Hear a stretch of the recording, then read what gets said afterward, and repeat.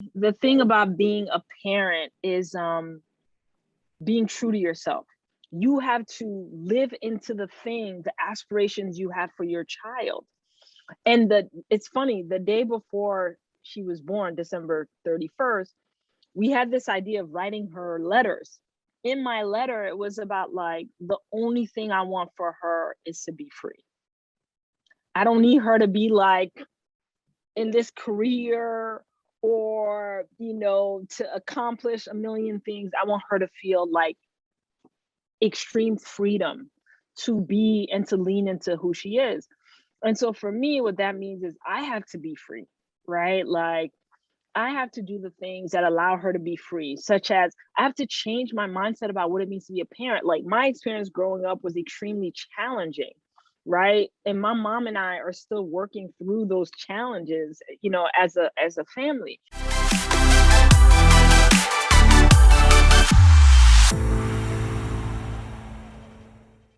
Today, I'm talking with Thaly Germain. She's the founder and CEO of Onward, a social justice organization. Thaly shares how, as a Black non-binary person, what it's like to be a boss mama and raise a precocious 3-year-old. Thaly shares that after graduating from Bryn Mawr, Fordham University, and then Trinity University with degrees in school leadership and getting her master's in education, it was about education and about specifically freedom.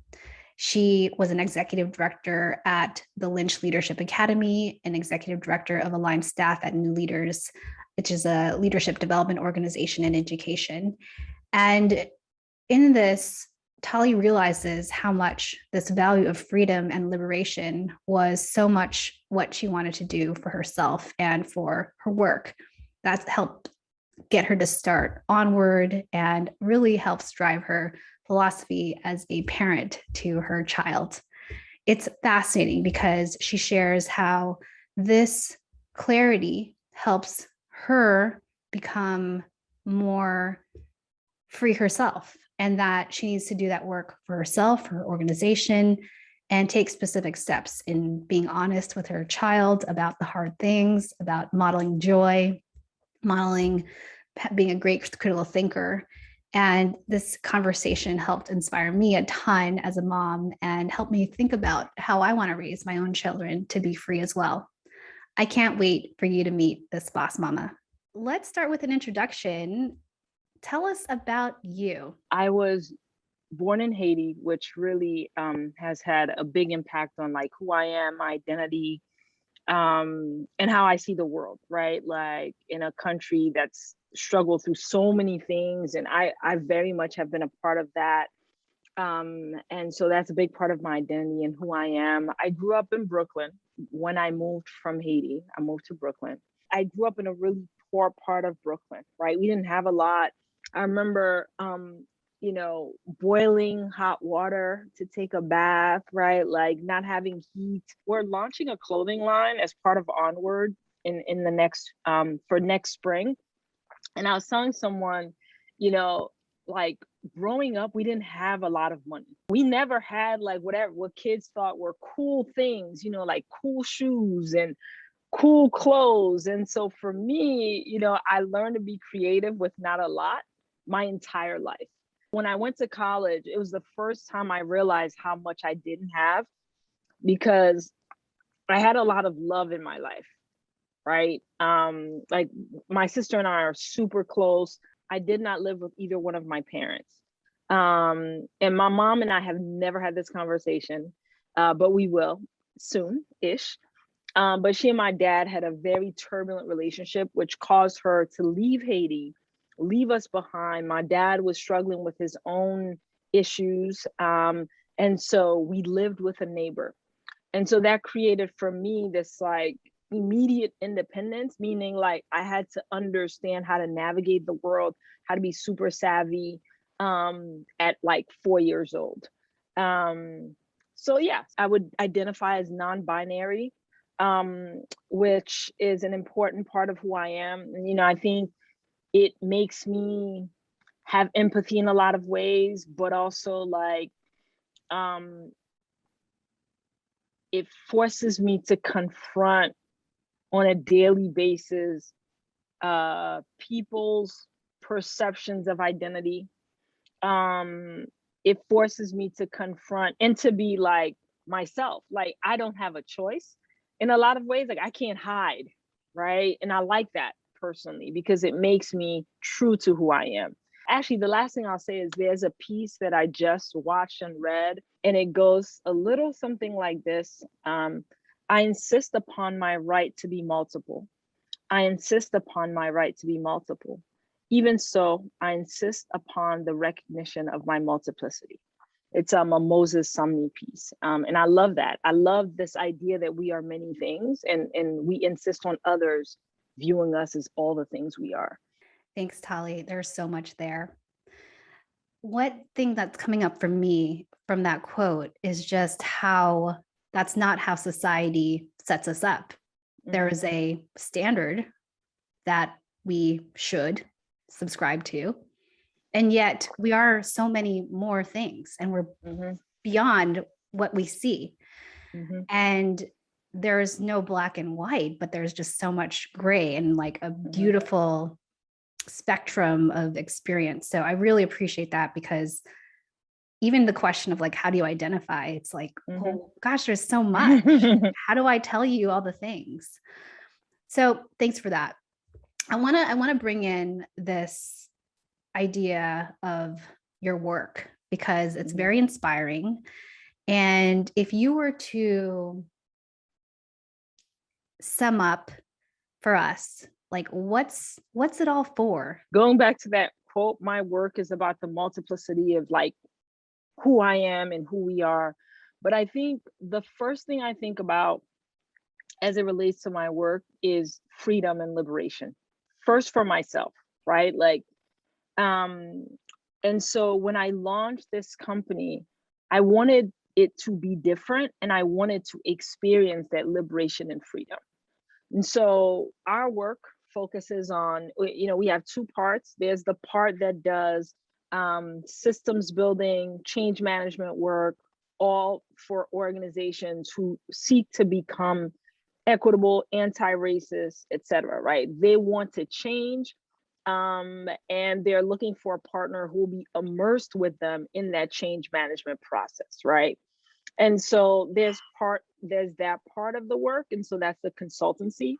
On the other side, we have an R&D shop, and that R&D shop is where we design innovations that we believe will have an impact on the world and on society. And we want to be responsive to real things. So, for example, for the past few years, we've been in a pandemic, and we knew that kids, especially younger kids, right, whose parents did not have a lot of resources, meaning like, I don't have a nanny, I can't hire a tutor, right? I don't have all the things. We wanted those kids to have an amazing experience in learning. So as part of that R&D shop, we designed something called Liberated Homeschooling for Justice, where we essentially created a curriculum, products, and for every family who participated, we would send them a kit for every module. And that kit included materials, resources, books, all either BIPOC written or with BIPOC protagonists, because we wanted those kids to see themselves in real ways. And we wanted to create an opportunity for them to expand what learning could be, and for families to have real connections with their kids, because we knew they were home with them anyway, right? And we didn't want like kids to be stuck on a screen necessarily. We wanted them to live, and we wanted them to understand what was happening in the world with the protests, George Floyd's murder. We didn't want to shy away from these things. And the students or participants in the program were ranged between ages 1 and 6, right? So we had a wide range, and the rigor was super high. So like for us, we're responding to a real need, and we wanted to do something meaningful. As part of the R&D shop, we have a film, a documentary that's been at a lot of festivals. We're working on another one, working on an apparel line, all in the spirit of telling stories about justice, about equity, about real people in as many ways as possible, right? Insisting on our right to be multiple. So I would say that's how I would capture Onward. Obviously, Onward is so many things. And also, like, the last thing I'd say is I want to create a better situation for my kid, for everybody else's kids. And so whatever small part I can play in that, like, that's what Onward is, at least for me. I appreciate that, especially when you brought in that there are so many ways to impact freedom and liberation for all, including our children and other people's children. So one thing that we don't talk about, Thaly, is this idea of ourselves, the work that we're going through ourselves. And you started there, actually. You said, this is for myself and for others. And I find that sometimes in our work, we never talk about ourselves. It's like the bad thing, like you're being selfish to think about yourself, but yet you started there, found that really powerful. So I'd love for you to share for yourself, and particularly healing, because life, when we were both young, like it wasn't necessarily the easiest. And yet there's work we need to do to take care of ourselves, heal, experience liberation. So could you talk more about that? Yeah. So I've worked in lots of different spaces, and I remember having in all of those places moments where I'd put sort of like the company first, someone else first, right? And whatever was happening for me was almost secondary. And that had implications for the way I was with my family. And I want to tell you a short story about how that like had a profound impact on me. So my dad and we had a tumultuous relationship, but we like made amends. And my brother called to say, hey, dad had a stroke. Just want you to know he's doing fine. He's home. And I was like, oh my goodness, that is terrible. My dad was living in Haiti and I was living in Boston at the time. So I say to myself, like, you know what? I'll call him tomorrow. I have all this work to do. So I'm on email. Like, I actually remember, like, in my mind is this visual representation of what my email looked like. Like, I'm emailing, and then within a day, I get a call that my dad died. Never talked to him, never said goodbye. And that moment was significant for me in that, like, even though we'd made amends in a lot of ways, there were still things we could have talked about that we never got to. And I didn't get to check in to say, like, how are you? I'm here.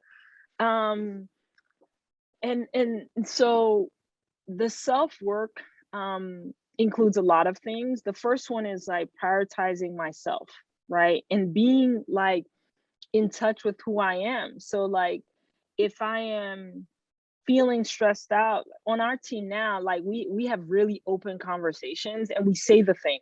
Like there's not this like fake structure where, for example, we don't do evaluations, we don't cap people's vacation days, we don't cap their sick days, we don't expect them to request sick leave or vacation leave. People just like are responsible for their work. There's no hierarchy, meaning like I'm the founder of the org, but if you were in a meeting, you'd probably like see that everybody's leading their work, and that's how it goes. And for some people, that's extremely uncomfortable. But one of the ways I take care of myself is by creating lanes and spaces where we can all be who we are. And so part of that healing work for me is like to prioritize myself in a lot of ways, right? Like I left that org and that work because I was like, something there forced me to prioritize emails over my dad who just had a stroke, right? Like so I needed to move away. I think the other ways we think about that, and I think about that even in my work, is like having this R&D shop is one way for me to have a different way to access my brain and to be creative and to be thoughtful and to take pauses from the consultancy, which is a very different way of working, like recognizing that I am many things, that I have some creativity, that like I can think about the world in different ways, that I can design a curriculum, that I can like help like produce a film, right? Like all those things are possible. And so like I want to tap into those things as well. I think the other things that we try to do and that I try to do is take real intentional pauses. So we're working with our team on like a year-long sabbatical where we get to be, we're calling it a creative sabbatical, where we get to be creative and thoughtful. And part of that is focusing on what we're calling, not what we're calling, we're working with a partner on this who happens to call it embodied restoration and embodied rest, where we're going to spend time resting in a meaningful way, because the work is hard, the work is traumatic, the work has an impact, and you need those moments for yourself. As a team, we do like, in every like team meeting, we have like pauses, like where we do like, let's say chair yoga, or a quick workout, or we tell jokes, make puns, right? Like things that just allow you to be a human being.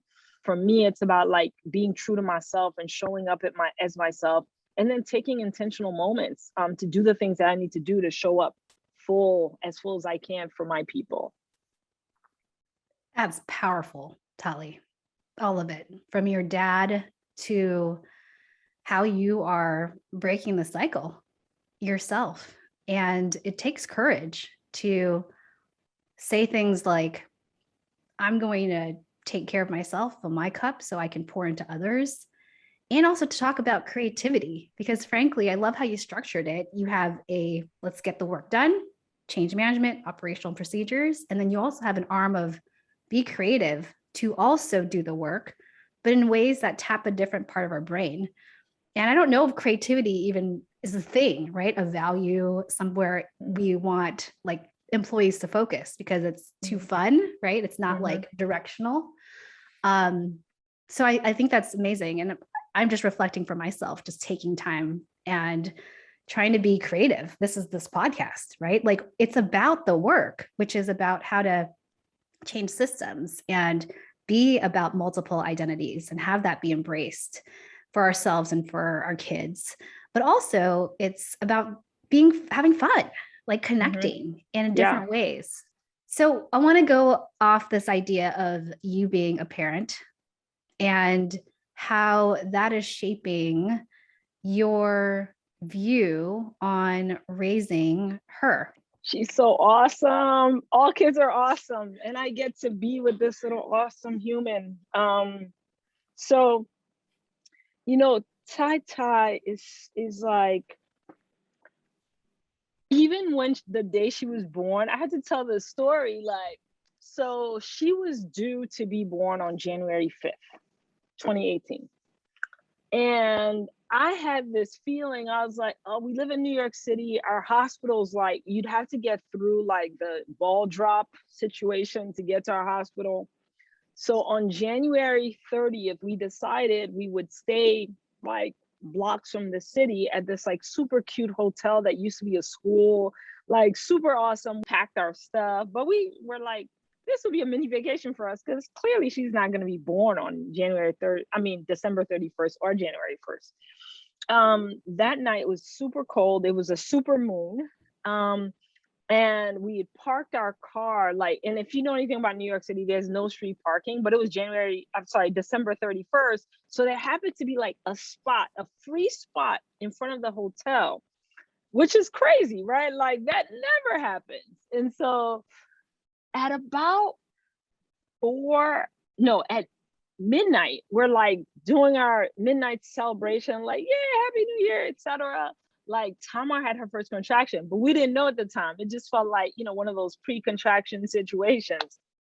And literally at 4:44, her water breaks. And we're like, we're about to have a January 1st baby. Like this is happening, right? Like, so we get to the car, right? We drive 3 blocks, right? Because we had driven from Brooklyn thinking like, we're not having this baby. We get to the hospital. We're supposed to have her at this birthing center, have the delivery at a birthing center. There weren't enough doctors or nurses or people. So they shipped us to the hospital. So our whole situation changed. But I tell that story because Ty's always been like, she makes our lives easier, right? Because she could have waited. And I don't know how these things actually work in the universe, but like she made it easy for us. And I remember thinking like, this kid is so special already. And so I think for me, the thing about being a parent is being true to yourself. You have to live into the aspirations you have for your child. And it's funny, the day before she was born, December 31st, we had this idea of writing her letters. In my letter, it was about like, the only thing I want for her is to be free. I don't need her to be like in this career or, to accomplish a million things. I want her to feel like extreme freedom to be and to lean into who she is. And so for me, what that means is I have to be free, right? Like, I have to do the things that allow her to be free, such as I have to change my mindset about what it means to be a parent. Like, my experience growing up was extremely challenging, right? And my mom and I are still working through those challenges, as a family.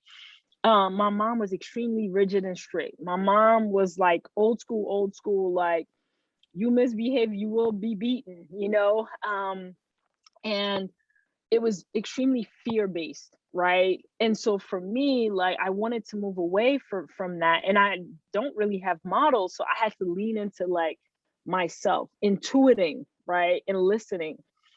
I've learned a lot there about what it means to be true to yourself and to be free in order to create freedom for others. Tai is super cool. She's just like an amazing kid, like all kids. I think so. Recently, she told us she wanted to learn to skateboard. And we're like, really? Neither one of us skateboards. We're like, oh, we don't know how to do this. So maybe we can find a place. So I say to her, if you're really serious about skateboarding, you have to like research it. You have to do some chores to earn the resources it would take to purchase a skateboard and a helmet. And you have to show that you actually really want this, right? Like, because we were learning about financial literacy. That was like literally the only reason, as part of the liberated curriculum. So she's like, cool. So she made a goal, we made a chart, and every day she would do every chore. We didn't have to remind her. And then she started going around the neighborhood asking people if they had jobs for her. And we're like, no, you don't have to do that, And then my sister called, she's like, Tai just FaceTimed me. Can I just give her the money? Like, I don't want her working. And I'm like, no, this is good, because she's learning about saving and what it means and doing research, etc. So she did it, earned her skateboard, did all the chores, and then went to the lesson. She got to the lesson, and I was afraid, right? I was like, oh, this is going to be tough. She was the youngest kid there. She just turned 3. And she was excellent, because she was like, I want to do this. I'm going to try it. I'm not going to be afraid. And then she was coaching the older kids, like, don't worry. It's super easy. He's going to help you do this, and you're going to do that. And so I think, what I love about her is like her freedom, her identity. She leans into who she is. She's brave. She's empathetic. This morning, I was getting her ready for school, and she was like, I want to wear my Mabry shirt to school. And I was like, really? So we were learning about giving and care and the health system and how it's not equitable and fair. And she'd done some research about cancer, because her other parent, Tamar, was diagnosed with skin cancer at one point. And then my uncle had leukemia, her favorite uncle. She calls him her main squeeze. He had leukemia. And so she wanted to learn about cancer. And so she learned about St. Jude's. And one of the cases was about a little girl named Mabry. And she was like, I want to do a fundraiser for Mabry. And I was like, okay. So we did a fundraiser for Mabry, raised like $500, I think. And she created like this shirt as part of her pitch for getting people to donate. And so she was asking about that, right? Like, she cares about the world. She understands complicated things. Obviously, I can talk about her forever. But I think there are 3 things that are really important for us. Leaning into your truth. And we try to like just tell her the truth about everything. Whether it's like something hard happening in the world, George Floyd's murder, whether it's like the kids don't all have things, you know, volunteering. We did this thing where we had her call, we wanted to give back. And so there's a place where you can give donated goods to kids her age. And so she called and she made an appointment with me to go donate for kids who don't have clothes and things like that. We try to be truthful. The other value I would say that's really important for our family is like real freedom. So we're learning about like gentle parenting and getting feedback. The other day she said to Tamar, "You had to learn to be a better parent, mama. Like you were yelling." And Tamar was like, you know, then Tamar kneels down, she apologizes, like, "I'm sorry, I was like frustrated about this." And then I think the third value, like for us too, is like we want to be joyful and have fun. So when we drive to school, we dance, we sing, we dance outside. We don't care. We're like just enjoying ourselves, being together. We try to create that freedom. Like when I pick her up from school, like every day I pick her up, I'm like the parent that's jumping up and down, like, you know, creating energy. So yeah, I mean, I literally, I can talk about her forever. She's my workout buddy. She does like powerlifting with me. She has her little weights. She does wall sits with me, ball slams. We go jogging together. When Ahmaud Arbery was murdered, we did like you know, they were doing a run. We did it together and we talked about Ahmaud Arbery and what it meant in the world, because we also want to prepare her to understand like we can overcome things. Things are going to be hard. We don't want her to like be bombarded with hard things and she doesn't know how to navigate them. So yeah, I said I'd stop like 3 times ago, but like I keep thinking about other things. But those are the 3 things that have changed for me as a parent. Like learning those 3 values and living into them is a real difficulty when you haven't had to. But like it just makes me better. I love that. Love, love, love it. And there's a few things I wanted to just like go deeper into because I'd love to just hear how you do it, because frankly, I don't know a lot of people who raise children like you do. And there's a lot I'm learning personally. So can you talk about how you talk about the hard things? I mean, that is, I mean, she's 3. Just so I say that out loud again, like Tai is 3. We try to be super intentional about, we use a lot of books to talk about hard things. So we talked about Malala, for example, right? And we talked about it, like we have actually 3 Malala books. 1 that we bought and 2 that other people gave us. So we try to break things down and we try to answer her questions. So the way she learned about the fact that everybody doesn't have access to food, let's say we were driving one day in Bushwick and folks were in line waiting for groceries and food. And she was like, "What is this line?" And I could have easily said something, you know, else, right? Like, it is a line for people who want to go to a party. It is a line for people who are going to, you know, a park. And I said, well, you know, everybody doesn't have like food at home. And so a lot of all these people are waiting to be given food because they can't afford to buy food at the grocery store. And she was like, "Why can't they afford to buy food at the grocery store?" Like she asked a lot of questions and we try to be like direct and just go to it. And I was like, well, everybody doesn't, unfortunately, everybody doesn't have access to like work and money and resources. And you need money to be able to buy things to eat. And some people don't have that. And she was like, "Even kids?" I was like, "Even kids." And then I say to her something to the effect of, when we get home, we can do some research. And we looked at No Kid Hungry. And so they have resources for kids, right? Like we try to be intentional about curating resources wherever we can. And then like there's this thing that we use too to talk about complex problems or issues and just things in general. Like today she was learning about like the molecules that make up water, and it's called Brain Pop. And there's a Brain Pop Junior with a little girl and a robot, and they talk about complicated things. And so we also use that to build our own language and as sort of like an additional thing.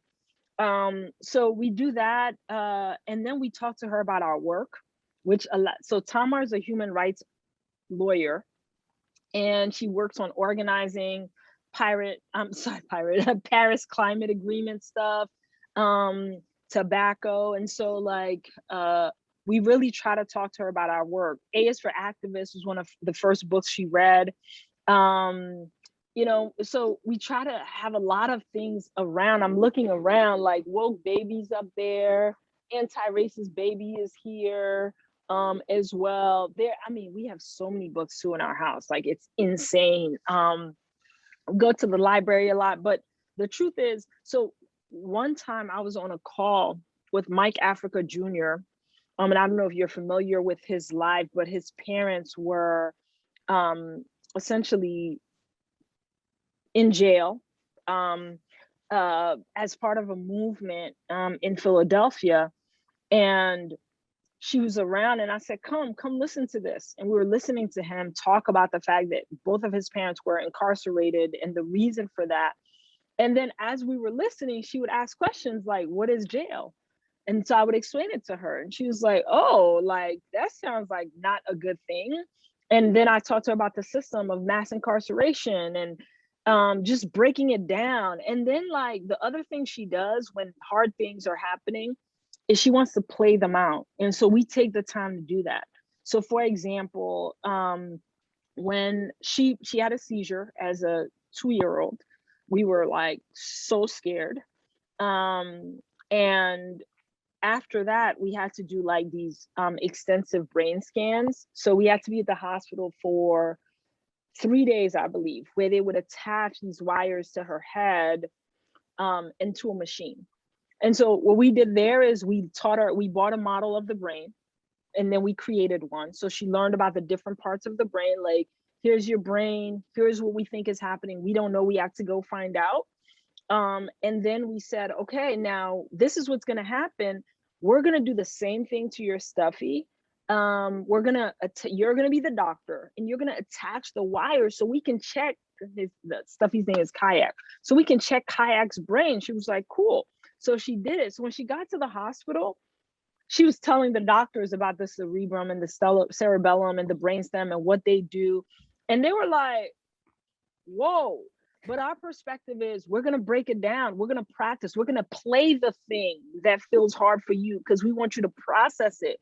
So I think the way we do it is like we read about it. We do research together. We learn to empathize, right? Like with people. And then we play, we enact the thing, right? Might be through puppet shows, might be through like, you know, using your imagination. It might be like, sometimes she likes to draw things. You might draw it out.